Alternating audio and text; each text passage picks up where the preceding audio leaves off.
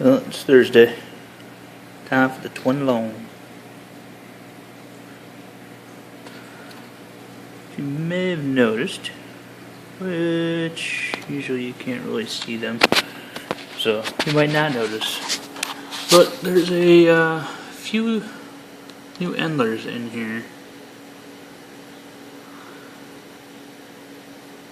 The algae on those rocks was starting to get bad again, and I realized that was probably because it's been a little while since I cleaned the filter pads of my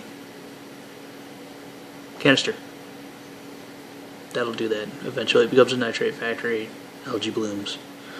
So I did that, and in the process I managed to find 4 endlers alive in the canister.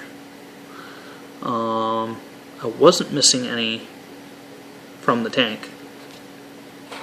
So as you can see, there's pre-filter there to prevent further loss. So yeah, there was 2 males, a female, and one that was too small to sex yet. So they literally grew up in the filter, because when I moved the endlers to this tank, all there was that male there, who has a ridiculously long tail. Like, his tail ends, and on the bottom it almost looks like a cross with a sword tail, but I know it's not, because these are all endlers that I bred with endlers. So that male's original, and that female are original. I haven't seen the other females, and one of the males is missing yet.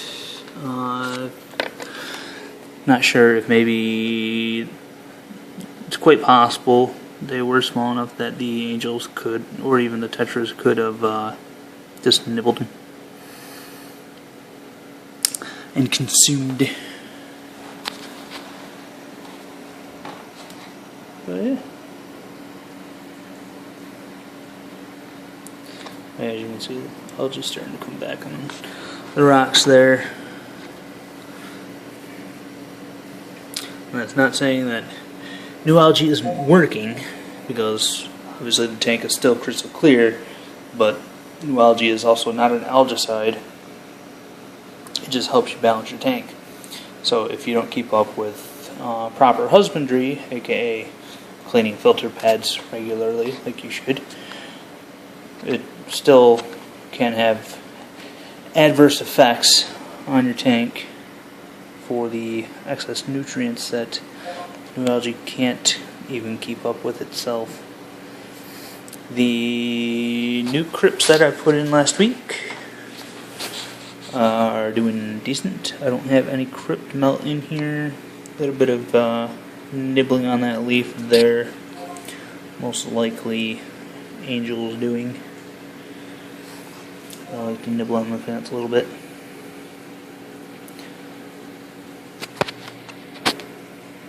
But you can really see on like that spot of that rock. But with those rocks, I've always had a problem with stuff growing on them.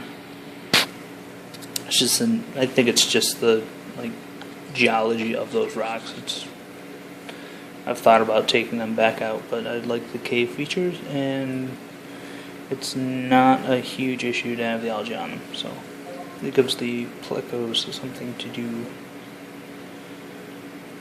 which they do a pretty good job. Got 2 bristle nose and a clown pleco in here.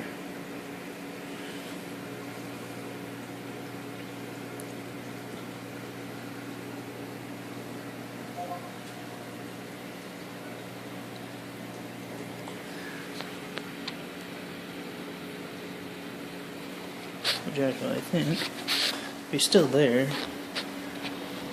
yeah, there's, well, you can almost see the shadow right there. There he is. He's willing to come on camera. There's one of my bristlenose. I think that one's female. I think the other one is actually a male.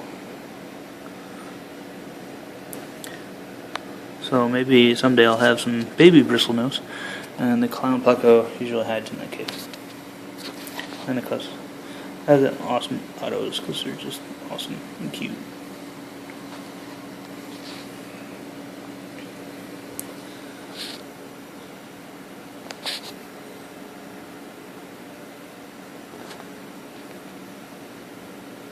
Yeah, not a whole lot new going on. Just waiting for the crypts to fill in a little more. That ocelot's doing really good. This one's coming in a little slower ever since I took the other one off. That other rhizome that was underneath. Well, I can't call it a rhizome. It's a bulb that was growing out of.